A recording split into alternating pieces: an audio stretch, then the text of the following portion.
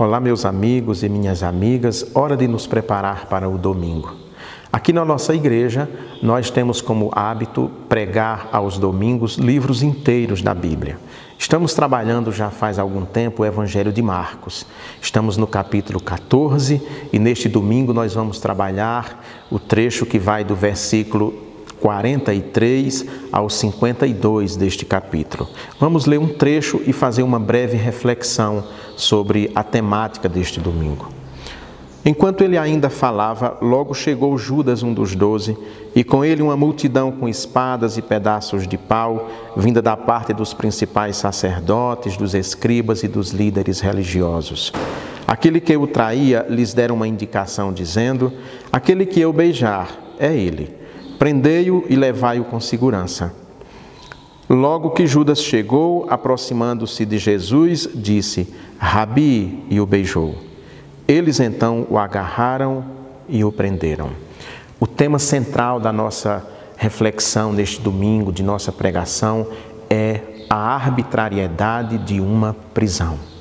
Jesus Cristo foi morto arbitrariamente. Quem conhece minimamente do direito, quem conhece minimamente da lei de Moisés, ou seja, dos 5 primeiros livros do Antigo Testamento, onde se baseavam todas essas atitudes, todas as ações dos judeus, todos sabem que o Senhor Jesus não podia ser preso daquela forma, sem um processo formal e ser condenado sem direito à defesa. Ele então é preso no jardim, como nós vimos aqui, traído por um dos seus companheiros. Cometeu-se ali uma grande arbitrariedade. Primeiro montou-se um processo fraudulento a respeito de Jesus Cristo, comprando Judas para denunciá-lo. Depois ele é levado, julgado à noite, sem defesa, e por fim é colocado diante da multidão ensandecida. Nós precisamos pensar algumas questões sobre esse texto. A primeira questão que nós pensamos e levantamos é a seguinte: a justiça nem sempre é justa. Ou seja, o sistema judiciário é feito por homens que têm interesses políticos, econômicos e que usam o sistema judiciário para praticar a iniquidade, e é exatamente isso que nós vemos com o Senhor Jesus Cristo. Então, a primeira coisa é que a justiça nem sempre é justa. O segundo ponto é que nem sempre, aliás, quase sempre, é uma mentira imaginar que a voz do povo é a voz de Deus. O povo é facilmente manipulável.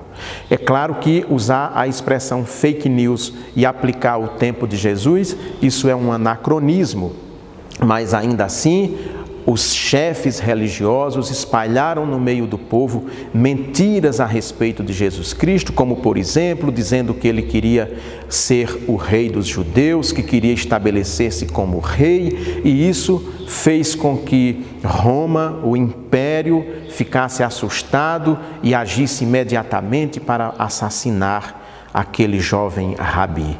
O povo então foi manipulado, como continua sendo manipulado hoje, através dos modernos sistemas de informação que espalham mentiras no nosso meio. Jesus Cristo foi vítima de uma mentira, Jesus Cristo foi vítima de um sistema judiciário falho que agiu para defender os interesses dos poderosos do seu tempo.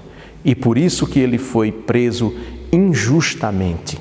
Ele foi preso arbitrariamente, levado a julgamento arbitrariamente. Nós vemos nos relatos dos evangelhos que o próprio Pilatos, um dos que o condena, diz que não vê nele crime algum.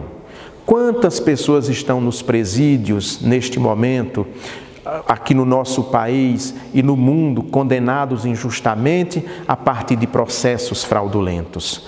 Quantas vezes pulam aos olhos do judiciário a falta de sustentação para aquela condenação, e ainda assim eles condenam e mantêm com medo da opinião pública.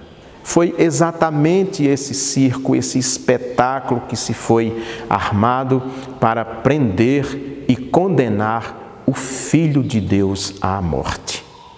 Que nós hoje não deixemos que esse sistema iníquo, fraudulento, seja reproduzido em nossa sociedade, em nosso mundo, para que outros inocentes, como foi o Senhor Jesus Cristo, não venham a ser fraudulentamente condenados à prisão ou à morte, e nós, ainda que sabendo que existe fraude no processo, nos calemos com medo ou por conveniência.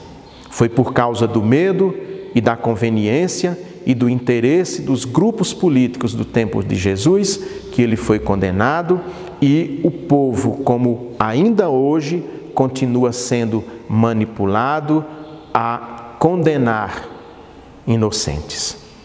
O cristianismo nos chama a atenção, esse texto do Evangelho de Marcos nos chama a atenção para que, assim como o Senhor Jesus, outros também não sejam condenados pelo sistema iníquo que, em vez de promover a justiça e a paz, age em interesse próprio. Meu querido, se você gostou deste vídeo, por favor, curta, comente e compartilhe, para que o Evangelho de Jesus Cristo possa também levar salvação e consciência crítica a todas as pessoas que amam ao Senhor Jesus. Que Deus o abençoe.